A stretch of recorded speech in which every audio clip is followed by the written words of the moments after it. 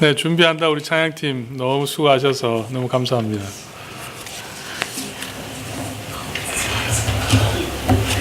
오늘 찬양 발표 이제 2시간 남았습니다.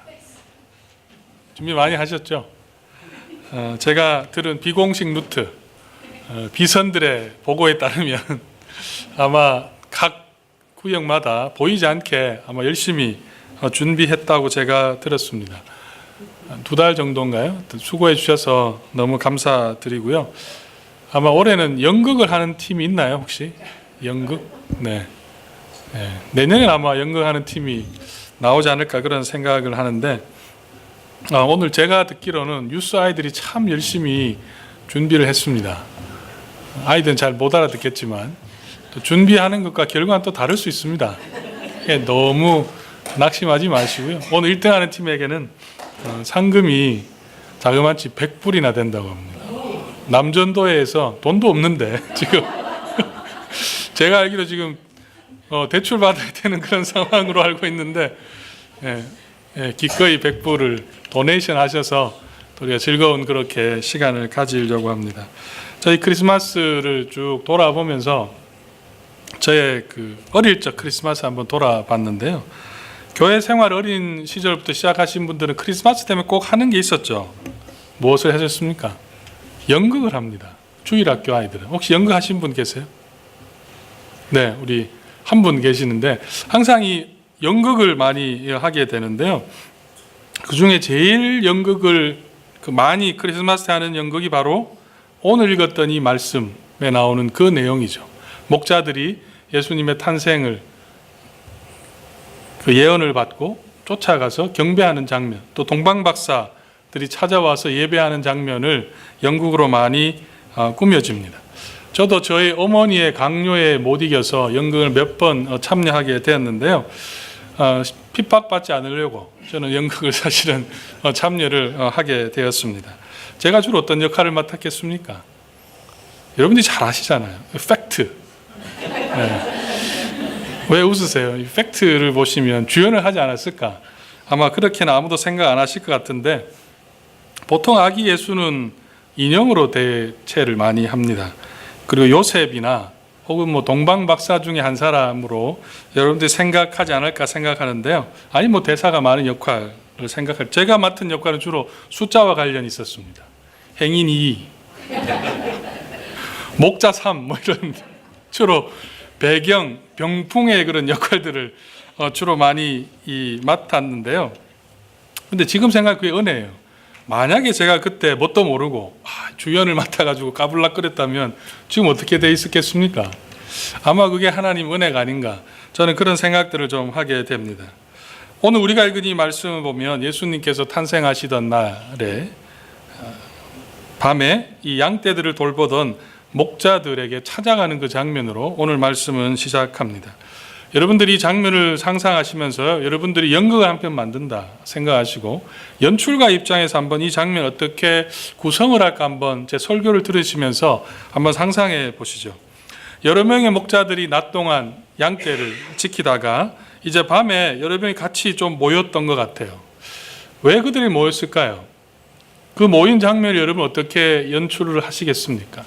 오늘 말씀 8절에 보면 밤에 자기 양떼를 지키기 위해 모였다고 말씀합니다. 아마 이 광야, 사막, 광야 같은 곳에서는 기온차가 심하기 때문에 아무래도 서로 이렇게 모여서 좀 따뜻하게 하려는 하는 그런 양떼를 지키려는 마음도 있었을 것이고, 또 광야에서는 양을 잡아먹으려 하는 많은 이리들 또는 사자와 같은 그 동물들로부터 양떼를 지키려고 하는 마음이 있었을 겁니다. 또 한편으로 생각해 보면 양을 돌보면서 얼마나 이 스트레스가 많았을까요? 목자들이 같이 모여서 모닥불을 피워놓으면서 음식도 좀 나누어 먹고, 또 그날에 있었던 일들을 서로 또 간증하면서 그와 같은 시간들을 보내지 않았을까, 스트레스를 좀 풀었을 것 같아요. 그런 가운데 모여 있습니다. 그런데 어떤 일이 벌어지고 있냐면 오늘 말씀 9절에 가보시면 주의 사자가 밤에 이 양떼들을 돌보는 목자들에게 나타났는데 곁에 서 있었다고 기록하고 있어요. 주의 사자는 누굴까요? 어흥하는 사자가 아닙니다. 주의 사자는, 아이들이 저를 비웃고 있어요 방금. 고흥하니까 애들이 비웃는데, 이 주의 사자는 주의 천사를 말합니다. 천사가 나타나서 지금 그 목자 옆에 서 있다고 이야기를 하고 있는데요. 원어를 보면 그냥 자연스럽게 서 있는 게 아니고 아주 갑작스럽게 나타난 그 상황을 지금 묘사하고 있는 장면이죠. 이 목자들이 주의 사자가 서 있는 거 어떻게 알았을까요? 어떻게 그 밤에, 물론 모닥불을 좀 피워놓고 있겠지만 주의 사자가 옆에 서 있다는 것을 어떻게 알았겠습니까? 뭐 지금처럼 뭐 헤드램프를, LED 램프를 등에 달고 있었던 것도 아닐 테고 갑자기 옆에 서 있었어요. 9절에 보면 어떻게 오늘 말씀해 보면 주의 영광의 빛이 비추었습니다. 주의 영광이 9절에 보면 두루 비추었다. 그게 갑자기 그들 가운데 밝은 빛이 비추어진 거고 주의 천사가 옆에 서 있는 거예요. 여러분 이 장면을 한번 이렇게 상상해 보시면 어떨 마음이 어떻겠습니까? 목자들의 표정을 여러분들 연출가로 각색을 한다면 굉장히 놀라지 않았을까요? 그래서 이 오늘 9절에 보면 그들이 무서워하는지라. 여러분들은 누군가 밤에 껌껌한데 불이 확 스포트라이트가 비춘다든지 옆에 누가 서 있다고 생각해 보세요. 사람만 서 있어도 놀랄 텐데 천사가 옆에 탁 서 있으면 강심장이 아니면 사실은 놀라지 않을 사람이 없는 거죠. 당연히 무서워하는 게 정상입니다. 그렇게 무서워하고 있는 독자들에게 10절에 보면 이것도 사실 참 다양한 표현이에요. 천사가 뭐라고 말하고 있습니까? 10절에 두려워하지 말라. 당연히 두려워하지 말라고 해야 됩니다. 놀라는 상황 가운데 누가 뭘 이야기한다고 귀에 들어올까요? 마음이 불안하면 아무 소리도 안 들리는 거예요. 그렇기 때문에 천사가 첫 번째 했던 이야기가 두려워하지 말라.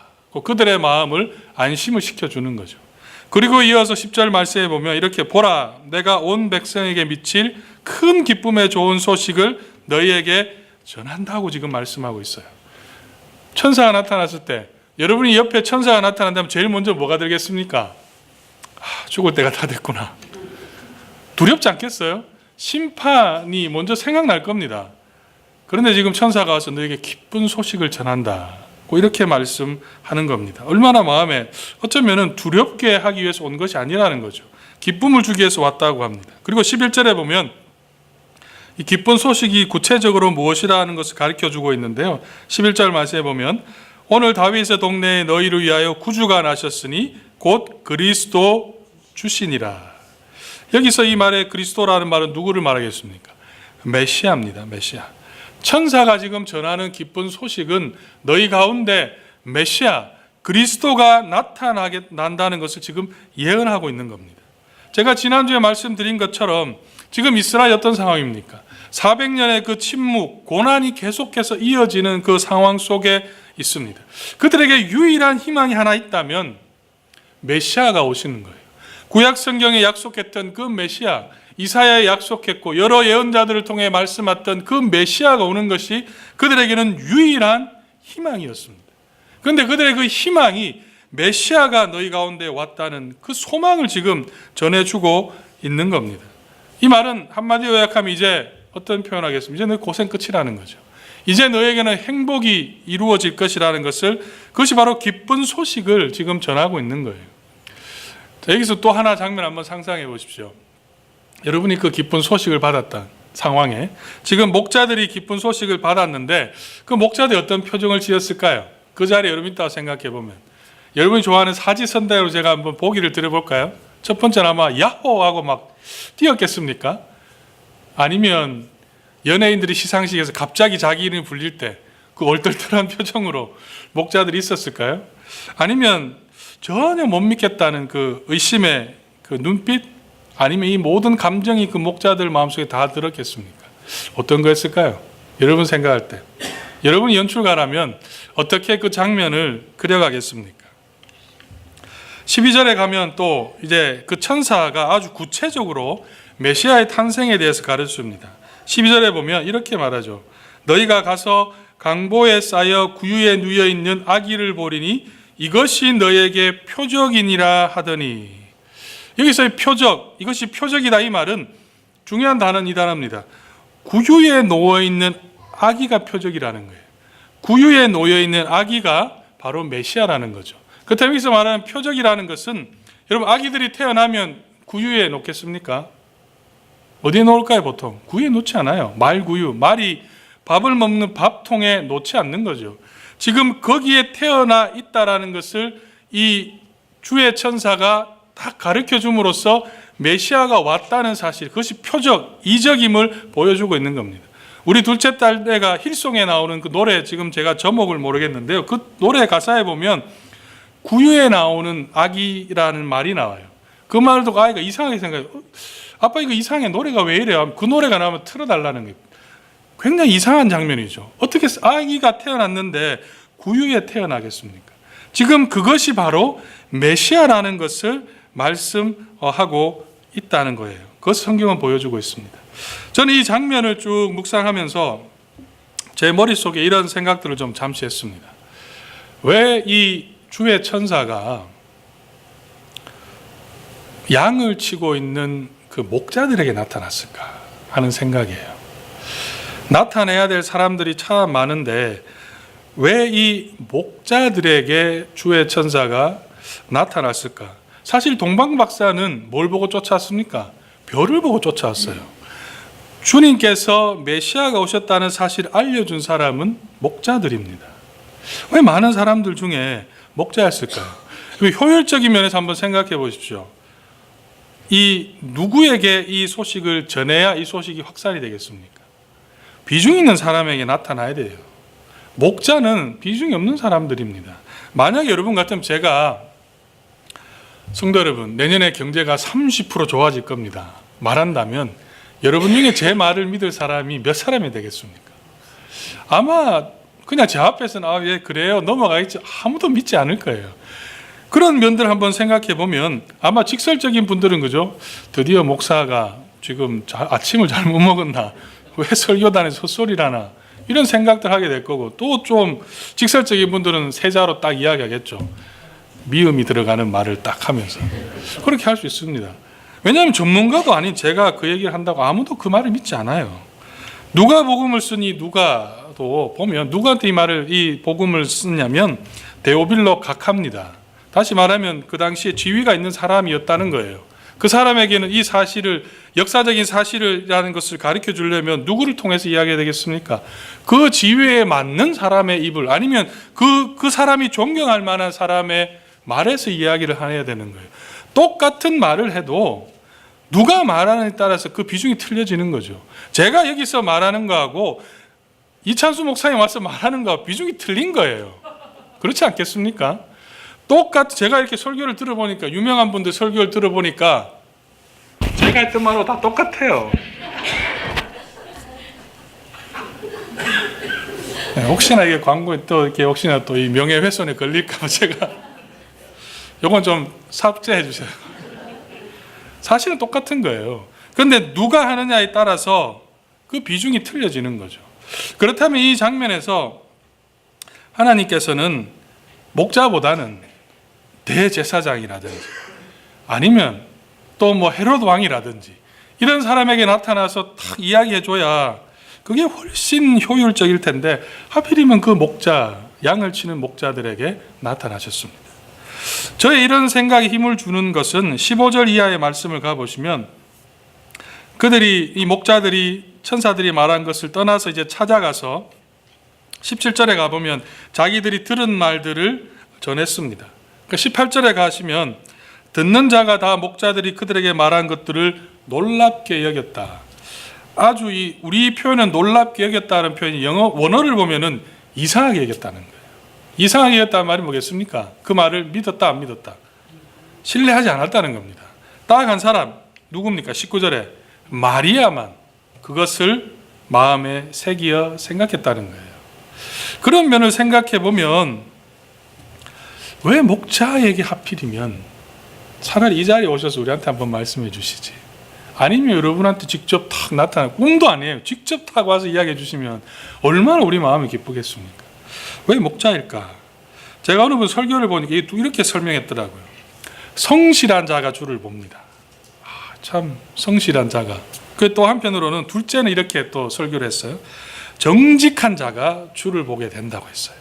저는 이 설교를 들으면 저는 그게 틀렸다고 말씀드리고 싶진 않은데, 정말 성실하고 정직하면 다 주를 보느냐?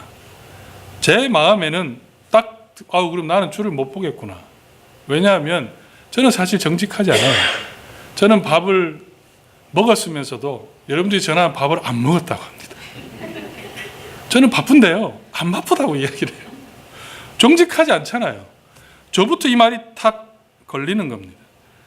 여러분, 믿지 않는 사람들 중에 정직하면서 성실한 사람 모르시나요? 그런 분들 참 많아요. 그렇다면 이 말의 의미를, 과연 이 정직하고 성실하면 주를 본다는 그 말이 과연 맞는 이야기일까? 그렇다고 저는 여러분들이 부정직하게 사십시오, 성실하지 말라고 저는 말하는 게 아닙니다.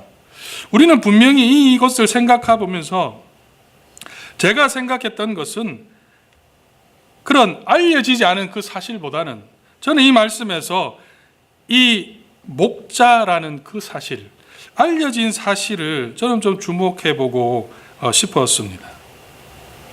왜 목자였을까?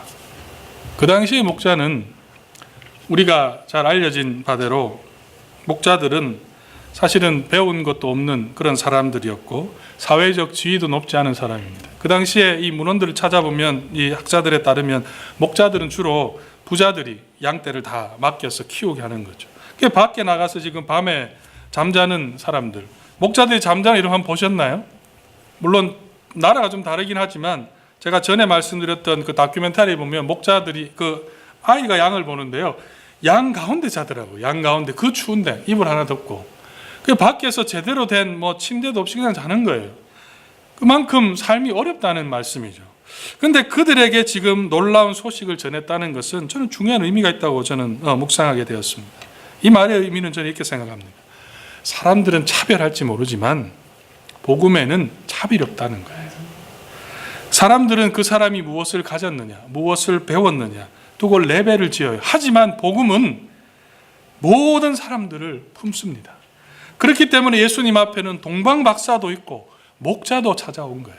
복음은 모든 사람들을 품습니다. 더 나아가서 복음이 기쁜 소식이 되는 이유는 연약한 자들, 소외된 자들에게 먼저 찾아오셨다는 그 사실이 우리에게는 힘이 된다는 겁니다.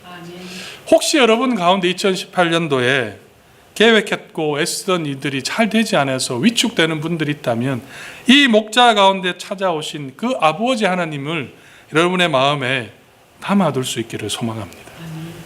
환경을 믿지 말고 하나님을 믿으셔야 돼요. 환경이 아니라 우리는 하나님을 믿는 사람이어야 된다는 말씀입니다. 자, 씬 넘버 2로 돌아가 보겠습니다.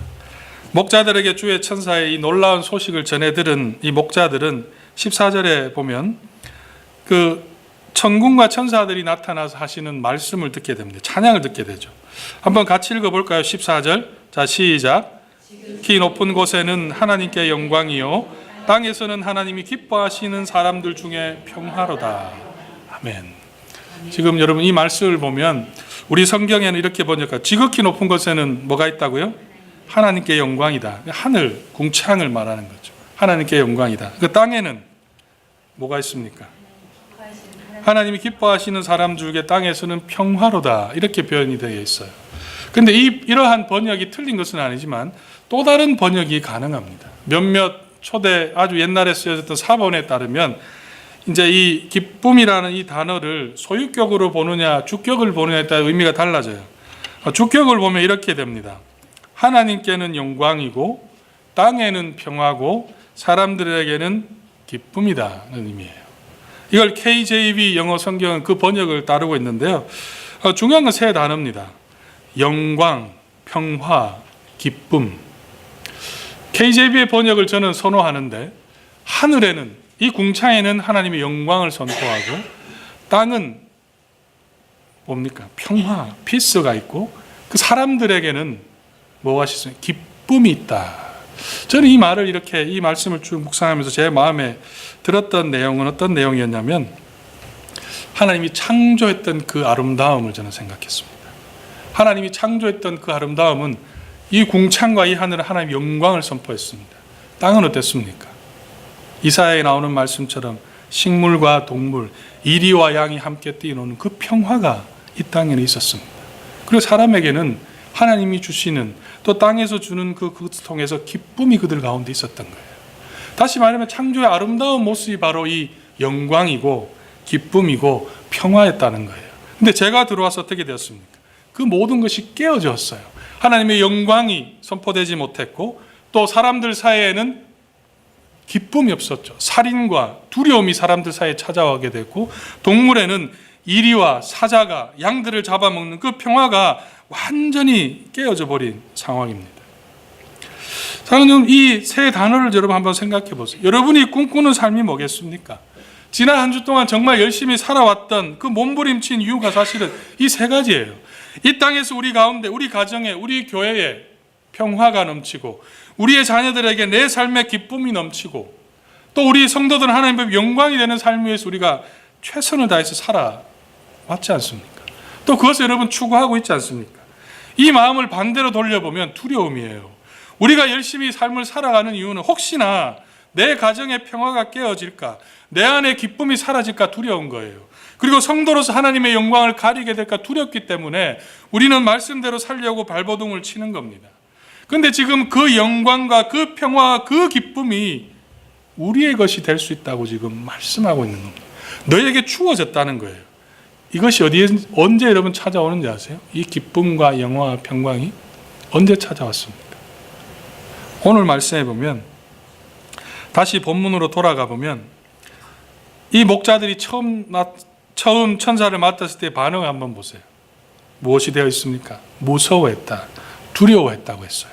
그리고 오늘 말씀의 20절에 가보면 목자들은 자기들에게 이르던 바와 같이 듣고 본 그 모든 것으로 인하여 하나님께 영광을 돌리고 찬송하며 돌아가니라.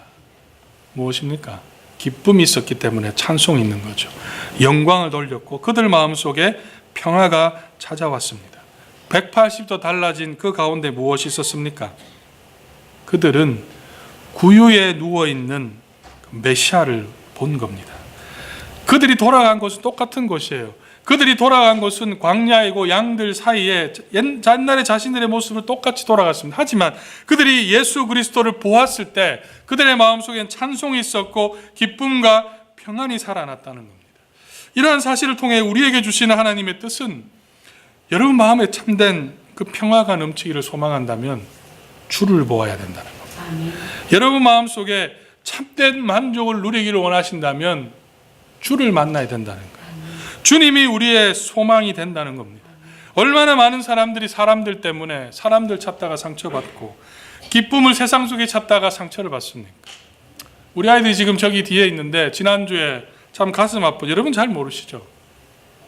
샤이니의 종현이라는 그 친구, 샤이니도 잘 모르시죠? 예, 청소년들과를 관계를 맺으시려면 좀 아셔야 돼요. 이 종현이라는 친구가 자살을 했습니다. 그 자살하면서 자기 누나에게 보낸 마지막 메시지가 이거였어요. 나 많이 힘들다. 고생했다고 말해줘. 라는 거였습니다. 화려할 것 같은 그 연예인이 오히려 그는 우울증, 공황장애에 빠져버리고 만 거죠.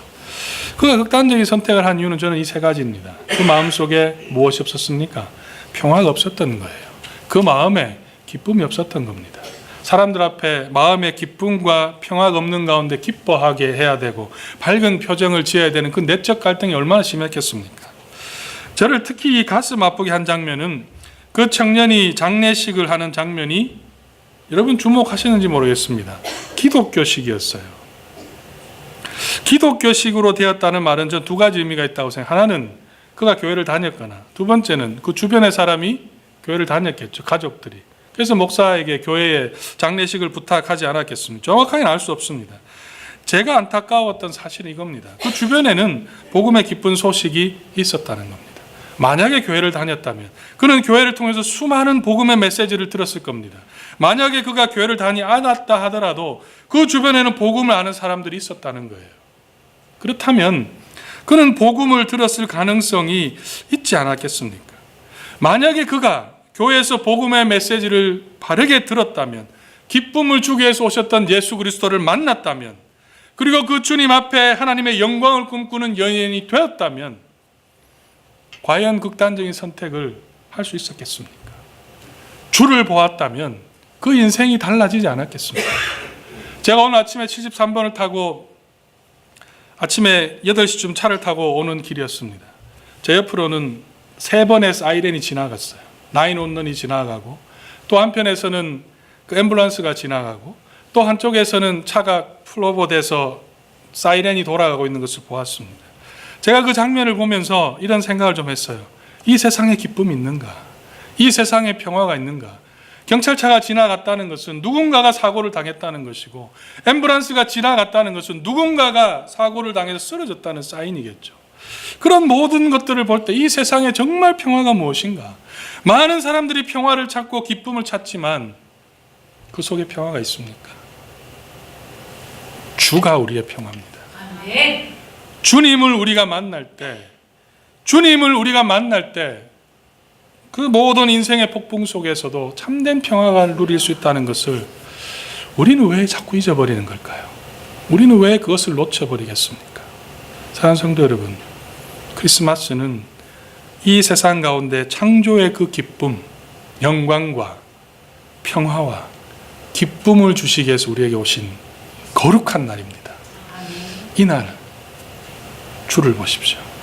선물이 아니라 이 가운데 계시는 그 주를 만날 때 여러분이 원하는 그 평화가 임하게 될 줄로 믿습니다.